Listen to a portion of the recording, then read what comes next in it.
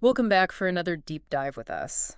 Today, we're looking at a story about cybersecurity and government tech and how all of this could actually impact you, if you ever had to deal with the VA. You know what's really interesting about this? It actually starts with a frustration I bet you felt at some point. Like, imagine you need a service, but there's just a ton of red tape holding it up. Oh, yeah. Now, picture that service is like related to your healthcare.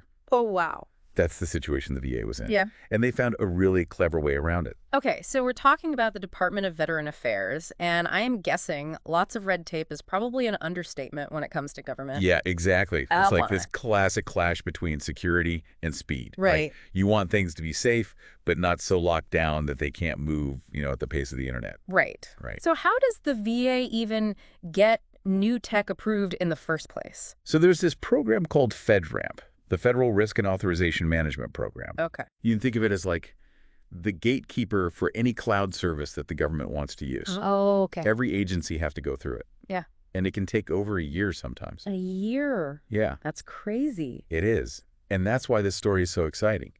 The VA found a way to potentially cut that process down to a single day. Wait, from a year to a day, what's the magic trick?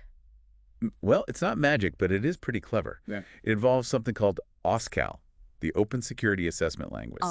Okay. You can think of it as like Yeah. a universal translator for cybersecurity. Wait, so like how Google Translate turns Spanish into English? Exactly. Okay. Oscal takes all of those really complex security documents and translates them into a language that computers can understand easily. Okay. I'm starting to see how that could speed things up. Yeah. Just imagine like filling out a long, complicated paper form versus using like a website that has pre-filled fields. Right. That's essentially what Oscal does. Okay. It makes the whole process much more streamlined, more efficient. So is the VA the only one using this Oscal thing? Well, they're the first. The White House actually set a deadline of 2026 for agencies to start using it. Right. But the VA decided to like jump ahead and implement it now. Oh, wow. And get this, they were able to submit their entire system security plan in Oscal format, making them the first agency to actually do so. Okay, so they're kind of pioneers here, blazing a trail for others to follow. Absolutely. And the potential impact is huge, not just for the VA, but for any agency that's trying to modernize and provide better services. So we've got the VA eager to innovate, this monster program called FedRAMP kind of standing in their way, and Oscal coming in as the unexpected hero. Yeah. What happens next? So the VA, they didn't just like submit their plan, they did it by the book. Uh-huh. They followed all of the guidance from NIST and FedRAMP, Right. like meticulously going through their documentation, like section by But section. it sounds like a lot of work, but I guess it paid off Definitely. big time. Big time. And it wasn't like a solo effort either. Uh, The VA collaborated with the FedRAMP team throughout this whole process, Mm. which is really important, Yeah.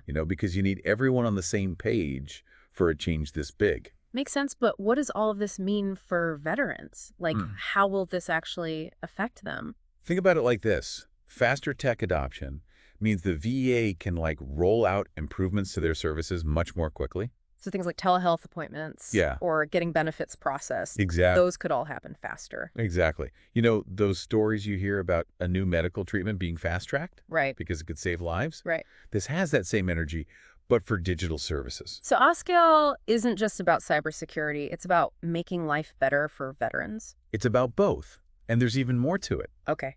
This shift to Oscal also has huge implications for security and transparency across the board. Okay. I'm intrigued. Explain that one to me.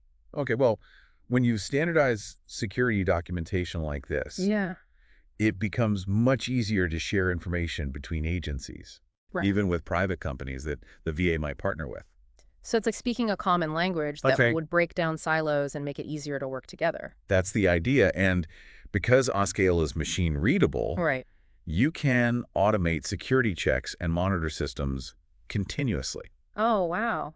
Does that mean potential problems could be caught faster? Exactly, reducing the risk of breaches or other Yeah. vulnerabilities. It's not just about speed. Right. It's about having a tighter, more secure system overall. I never thought I'd get this excited about security documentation, but this is pretty fascinating. And it sounds like the VA is leading the charge here. They are, and this whole thing could be a blueprint for other agencies struggling with outdated processes, Right. not just in cybersecurity either. Yeah.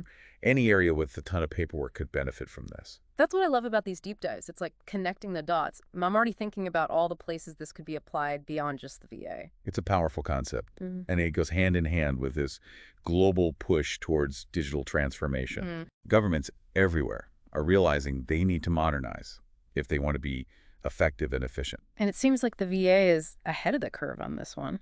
It'll be interesting to see what happens next. Will other agencies follow their lead? What other possibilities will open up? So many questions, but before we get too carried away, I want to make sure our listener knows where they can find out more about Oscal if they're interested. Good point. The NIST and FedRAMP websites are great resources. They have tons of information and even some tools to help you get started. Perfect. And we'll make sure to include links to those in the show notes as well.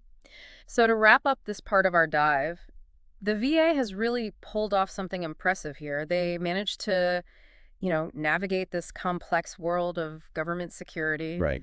and potentially cut down a year-long process to just one day, all thanks to Oscal. It's truly remarkable, Yeah. and one that has And that innovation could end up benefiting veterans in a very tangible way. absolutely, at the end of the day, that's what this is all about, improving the lives of those who served our country.